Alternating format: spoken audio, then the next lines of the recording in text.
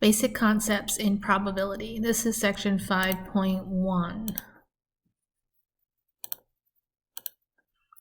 A probability experiment is one in which we do not know what any individual outcome will be, but we do know how a long series of repetitions will come out.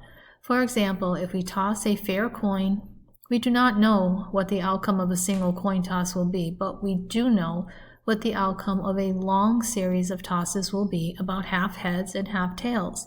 The probability of an event is the proportion of times that the event occurs in the long run. So for a fair coin, that is, one that is equally likely to come up heads as tails, the probability of heads is a half, and the probability of tails is a half.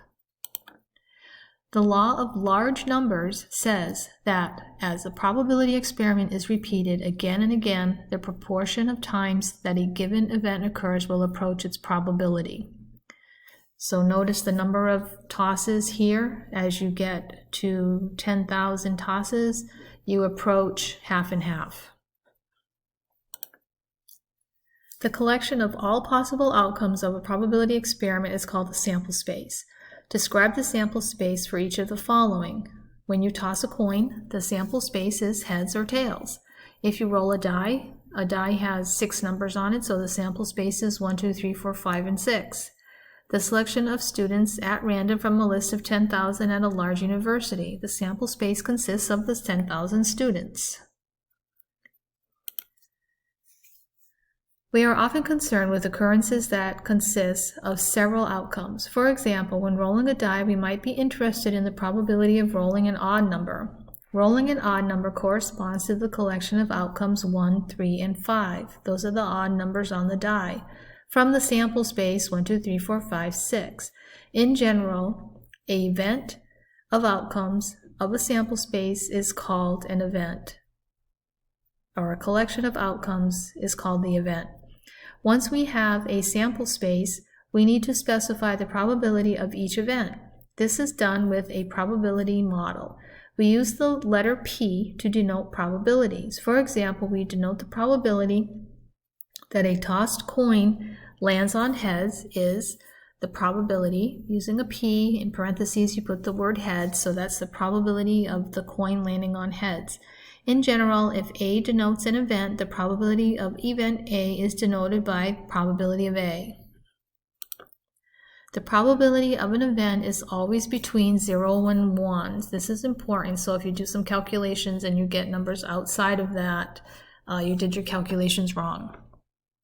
In other words, for an event A, the probability of A is greater than or equal to 0, less than or equal to 1.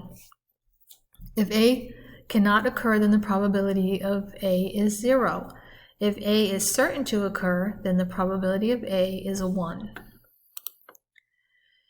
If a sample space has n equally likely outcomes and an event A has k outcomes, then the probability of A is the number of outcomes in A divided by the number of outcomes in the sample space, k over n. As an example, in the Georgia Cash for Lottery, a winning number between 0000 and 9999 is chosen at random, with all possible numbers being equally likely. What's the probability that all 4 digits are the same? So the outcomes in the sample space are the numbers 000 to 999, so there are 10,000 equally likely outcomes in the sample space. There are 10 outcomes for which all the digits are the same. So you can have 4 zeros, you can have 4 ones, 4 twos, and so on up to 4 nines.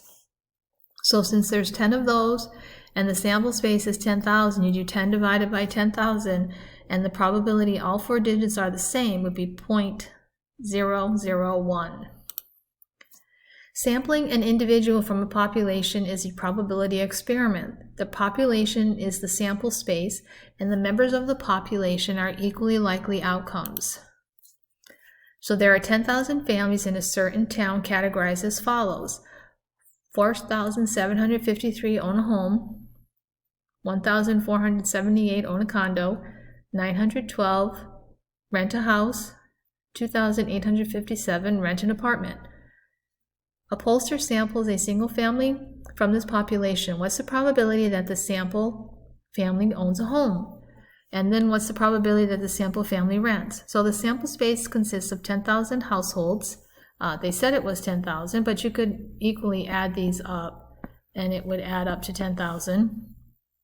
Of these, 4,753 own a house. Therefore, the probability of owning a house, notice the smaller numbers on the top. 4,753 divided by 10,000 is 0.4753. The number of families who rent, so you either rent a house or you rent an apartment, so you got to add up those two numbers, is 3,769. Therefore, it's 3,769 over 10,000, so you get 0.3769. An unusual event is one that is not likely to happen. In other words, an event whose probability is small. There are no hard and fast rules as to just how small a probability needs to be before an event is considered unusual, but we will use the following rule of thumb. This is important. You want to make note of this. Any event whose probability is less than 0.05, so the number that we're looking at is 0.05, is considered to be unusual. So probability would have to be less than that. In a college of 5,000 students, 150 are math majors. A student is selected at random and turns out to be a math major. Is this unusual? So you do the probability. The event of choosing a math major is 150 students out of a total of 5,000 students. So the probability of choosing a math major is 150 over 5,000, which is 0.03. 0.03 is less than 0.05, so then you can conclude that it is unusual.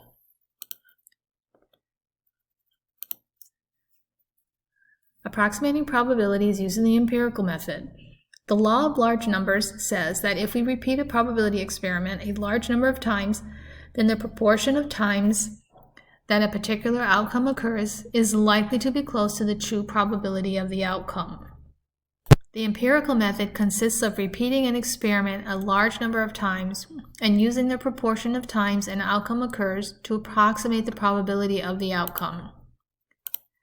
In a recent year, there were 2,446,935 boys and 1,952,451 girls born in the U.S. approximate the probability that a newborn baby is a boy.